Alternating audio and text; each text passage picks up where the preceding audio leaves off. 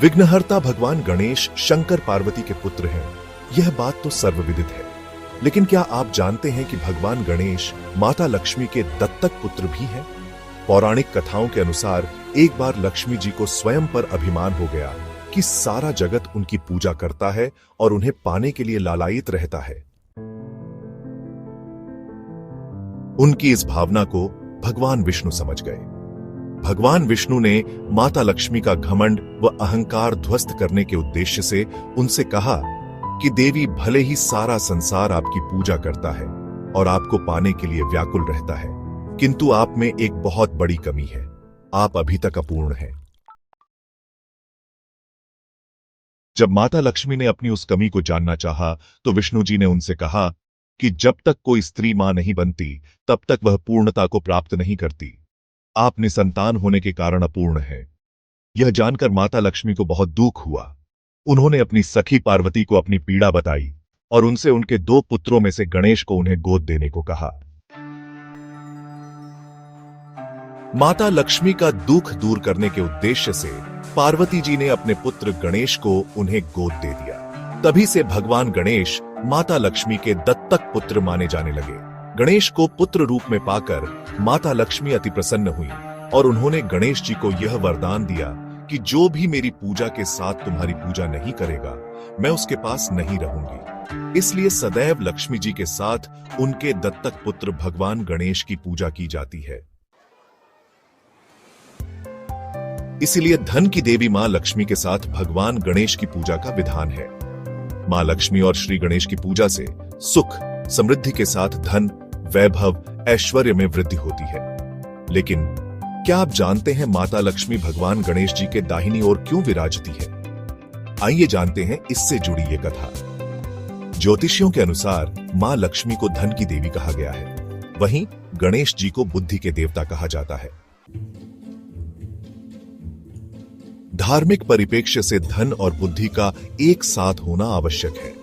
मां लक्ष्मी की पूजा से आर्थिक संपन्नता मजबूत होती है, जबकि भगवान गणेश जी पूजा से सुख, समृद्धि व बुद्धि की प्राप्ति होती है। इसलिए मां लक्ष्मी के साथ भगवान गणेश जी की पूजा करनी चाहिए। मां लक्ष्मी और गणेश जी के बीच माता पुत्र का संबंध है और माता सदैव अपने पुत्र के दाहिनी ओर विराजती है। इसलिए मां लक्ष्मी भी गणेश जी के दाहिने ओर विराजती हैं। भगवान गणेश को ज्ञान का देवता माना गया है।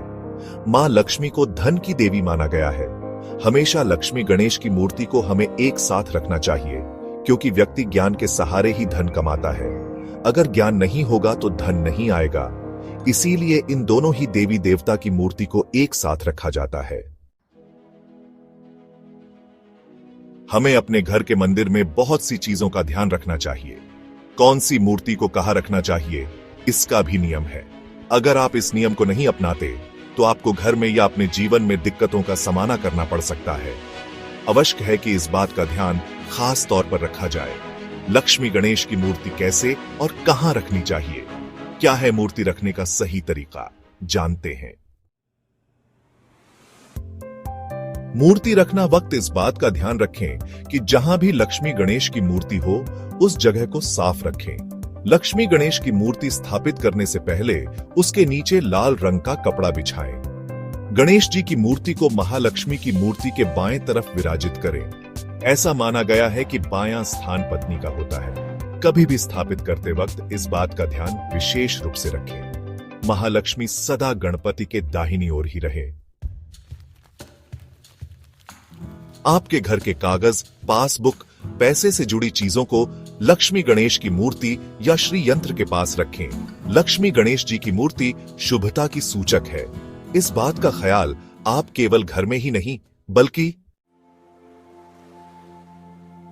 ऑफिस, दुकान आदि अपने वर्क स्पेस पर भी रख सकते हैं। अगर आप इन छोटी सी बातों का पालन करते हैं तो कुछ ही समय में आपको अपने जीवन में फर्क महसूस होने लग जाएगा।